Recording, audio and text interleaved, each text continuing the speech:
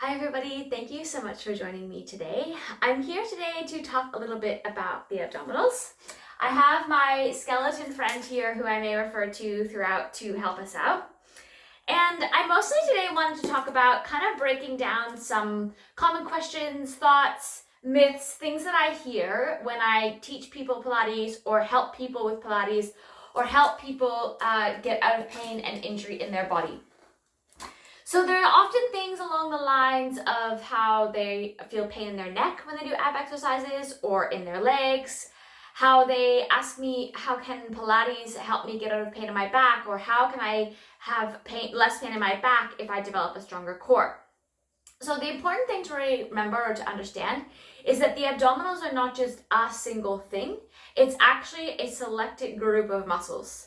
And when we say abdominals, most people, when they think about their abs, they think about the six-pack abs.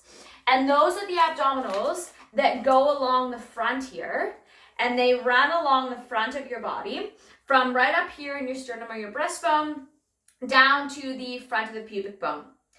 And those are the classic six-pack abdominals. Their main function is actually, or not, I shouldn't say main, but one of their functions is actually spinal flexion. So when you bend your spine or forward bend, then it's the rectus abdominis on the front that is doing that. They're the superficial ab muscles on the front. Now, the core or the deeper abdominal muscles that we talk about are not the six-pack muscles. So we have additional abdominal muscles which make up our core, and they run around the body. So they would come around here in the front and along in the spine. That's the transverse abdominis. There's the oblique abdominals, and they run on diagonals down to the down the side here into the front, and they run on diagonals. There's the multifidus, and it actually runs up the spine in the back. That's going to be important shortly. Then there's also the diaphragm, which sits up here at the top. Now, that's not an abdominal muscle per se, but it is part of the core. And likewise, the pelvic floor, which sits down at the bottom along the pelvis, is a core muscle. Now, the importance of all of that is that when we think about engaging the core and strengthening the core, it's because, as I just mentioned, it supports the spine. And it's all around the spine, and it supports the ribs, and it supports the pelvis. So when we think about being in pain in any of those areas, then it can be because the core muscles themselves are not engaging or are not strong. And then we need to think about core strength. Now, developing core strength does not happen by doing ab exercises, your classic curl ups, or any like plank, those kind of things. Yes, you'll get stronger, but those aren't targeting the deep abdominal muscles.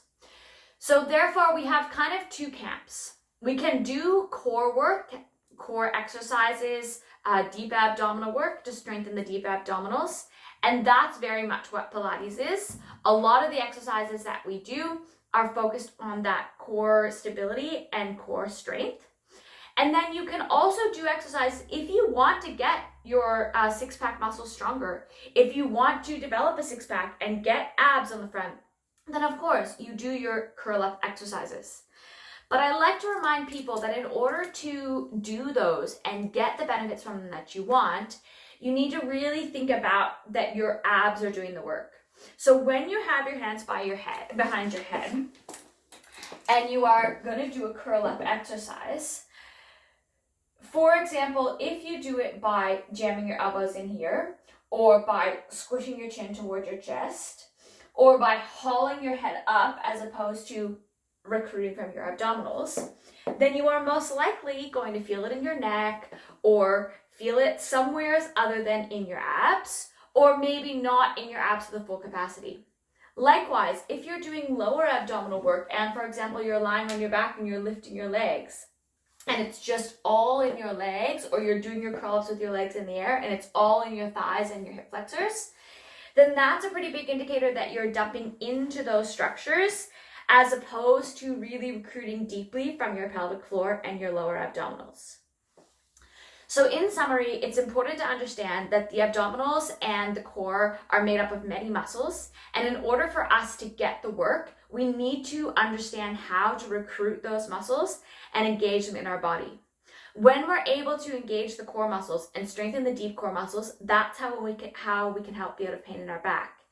When you are able to get your six-pack abdominal muscles working, which connects in with your ribs and your breathing, this is how you can not only strengthen those muscles on the top if that's what you're after, but also help get rid of things like neck pain, pain in your legs or your thighs when you're doing the exercises. So give some thought to this as you continue on doing your abdominal work and doing your Pilates. And as always, thanks so much for joining me and hope to see you again soon.